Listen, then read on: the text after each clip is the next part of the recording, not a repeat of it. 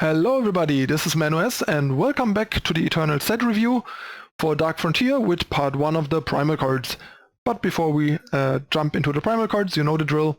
Hit the subscribe button, turn on the notification icon to not miss out on future content, and please consider whitelisting EternalTitans.com and YouTube on your adblock. Thanks a lot, and now on to the cards. Alright, first we have Cobalt's Coin. This coin is actually pretty strong, I think. The main problem is that I don't quite know what to do with it, like where to fit it.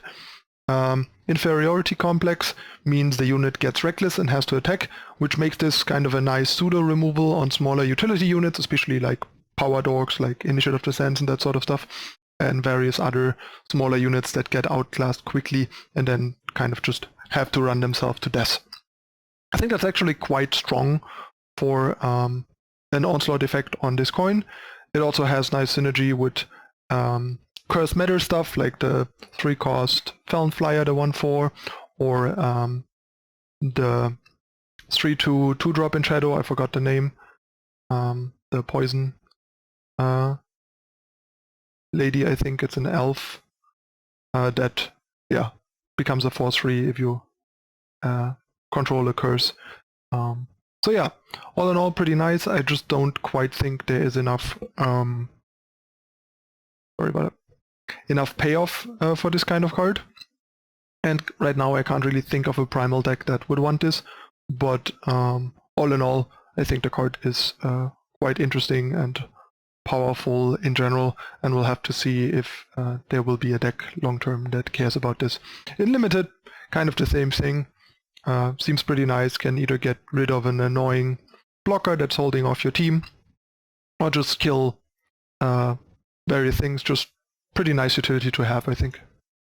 Next we have Dinomancy Enthusiast. So 1/1 for 1, it's a dinosaur and an explorer, so that's kind of nice. A bit surprised that it's also a dinosaur. I mean, kind of just looks like a lady, but okay. It has Twist 3.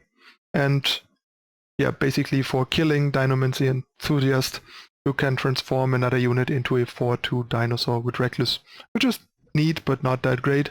Not a constructed card really, but in Limited this seems like an okay card, like a fine filler at least, to just kind of like downgrade high impact cards from the opponent that you are losing to basically, but nothing great still. Next we have Fend Off.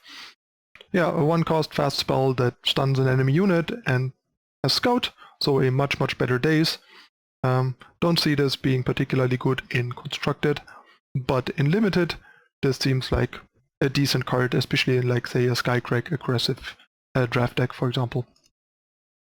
Next we have Furnish, another card that is kinda decent but probably a bit short of being good enough for Constructed. Basically it permanently gives +1 health, or with Onslaught it permanently gives +3 health instead, which is a pretty nice rate for 1 power, all in all, making this a decent trick with added value. In Limited, however, I think this is much better, and in Limited this is actually quite strong.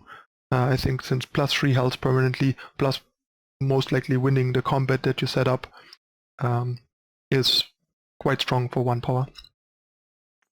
Next we have a Good Idea at the Time, the sort of bad Primal 1-cost warp low impact card.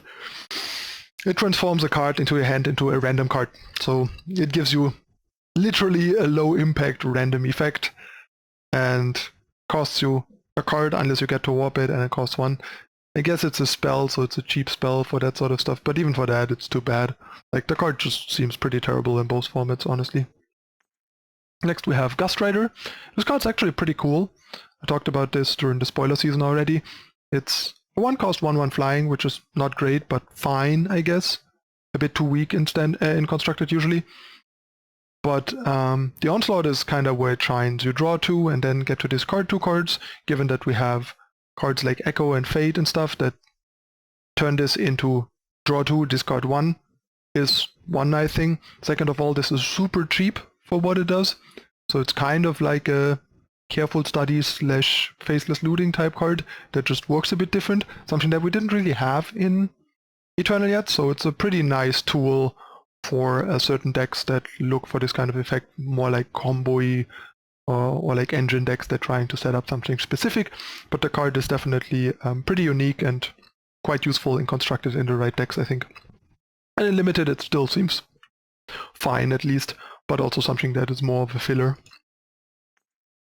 Next we have Spyglass, another pretty cool card that plays into the whole like scouting synergies that I talked about during Fire already, that they're trying to push a bit. And in that context, the card's actually pretty strong. It's basically a 1-cost 1/1 weapon that scouts every attack, and then gives you basically a scouting party after you scout it 6 times.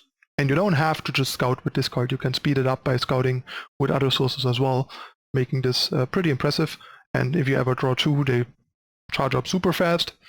So yeah, the card's actually quite strong in this like kind of scout sub-archetype. The problem is right now we don't have enough cards to support a viable scout-based deck, but if they keep pushing that, this card is gonna be important for that deck and pretty strong. Outside of that, I think the card is a bit too weak and too slow for what it does. In limited, if you have a lot of scout, which should be easier because there's more scout cards that you can play power level wise in limited than in constructed, this seems quite strong in or like fairly reasonable at the very least in limited. I could see it still being a bit slow and the scouting party having issues doing enough in like kind of a generic limited game where your deck is less specifically built around doing these things, but it still seems like a pretty nice card. Scout alone is pretty strong. And then we have Swift Refusal. This card is awesome, honestly. I really like the card. 1-cost negate effects are really good, especially in this game, because the problem with negate cards is they are very narrow. They can only hit actual spells, and a lot of decks don't have that many. Sure, this can only hit non-fast spells, but you have to keep in mind that the majority of spells that really matter and are really high impact are non-fast. Ashral, Hailstorm, Pristine Light, all that sort of stuff. A lot of the like powerful, more expensive spells are non-fast. And even some of the good removal is non-fast, like Vanquish or Desecrate. There's Flame Blast, Obliterate, that sort of stuff. There's just discard like Shakedown or Treachery, where you're still trading decently against. So for 1 power, this card becomes a lot more playable, because even countering these cheap cards like a 2-cost removal or discard spell suddenly nets you some kind of tempo and is a favorable trade compared to, say, a 2-cost counter. And it's also much easier to leave 1 power open. I think the card is actually really good in constructed. It's a great market card. It's even a potential main deck card in certain decks. And I really like the release of this card. And in limited, I wouldn't hate having like at least one of these in my Primal decks, simply because a lot of the removal you see in limited, especially the better one, is non-fast too. So I think one rarely hurts your deck. Next we have Vargo's Pelt. Initially the card was a bit bugged in a way, because it did not only work on transform effects, it also worked on like copy effects. Like if you mirror image something, it got a +2/+2 buff from Vargo's Pelt. They quickly changed that because that was not intended. Now the card is more gimmicky again. It just works on transformational stuff like unstable form. It works really cool with mass polymorph, kind of sort of like Shimmer Pack in a way, but problem is it requires 2 cards, and in order to get more out of Pelt other than that, you would have to play quite situational cards like unstable form and stuff like that. So the card is kind of gimmicky and not that viable, but it does some powerful and cool stuff and is a pretty fun card. I crafted them when Rabbit was experimenting with sort of like a illusion, Vargo's Pelt, mass polymorph type thing, which ultimately was only decent but not a real deck as you would expect. In limited, this seems pretty unplayable. Next we have Warning Jolt. This is kinda neat. It's pretty niche though. It's a 1-cost fast spell that deals 1 damage to each attacking enemy. This could basically be a very situational market card in a metagame where there is a deck that highly folds to this, like for example old Jidolis type decks. This would be amazing against because it costs less than Lightning Storm and is more flexible. and still kills almost all of their things, the same way as Lightning Storm does. But yeah, in the current world, I can't really see this doing a whole lot. In Limited, I don't know, maybe you can play one as a filler if you need another card, but it's not great. Next we have Yeti Bully. It's a 1-cost 1/1 killer Yeti. Not much to say here. Terrible in Constructed, pretty weak. In Limited we have the same Injustice. Oh no, not Injustice, in Time as a 1/1, the dog. And yeah, it's not a great card. And Yeti only makes it so much better, which is not enough. And then we have Avalanche Yeti, the 2-cost 2/2 that you can alternatively shift for 6 to stun 2 enemy units. They stay stunned until Avalanche Yeti emerges, so it's just kind of like either a 2-cost 2/2 on turn 2 or sort of a temporary like 3-turn lockdown on the 2 best units of the opponent, which is actually pretty strong. Like Constructed is not something you really care about, but in Limited this seems like quite a powerful turn 6 play and a totally fine turn 2 play, so would be pretty happy to pick this up in Limited for sure. Alright, this was part 1 of the Primal cards. Hope you guys are still sticking with me and following the series. If you just came here the first time and haven't yet, please consider